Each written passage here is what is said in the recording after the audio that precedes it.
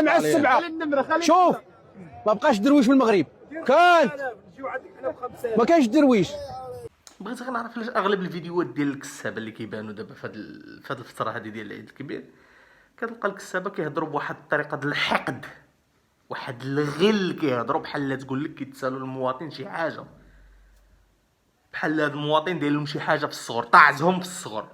علاش كتهضروا بداك الحقد وبداك الاسلوب؟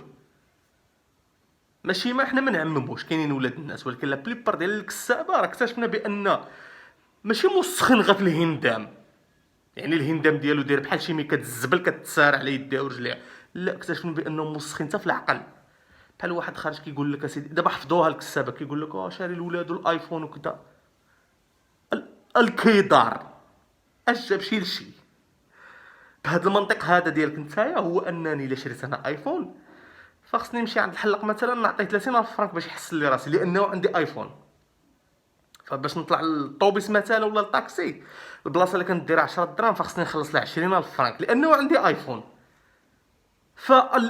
اللي ما قاريش اللي ما واعيش ما تبقاش تربط شي بشي، ما تبقاش تخلط الامور، الله يخلط لك ربي الضلوع.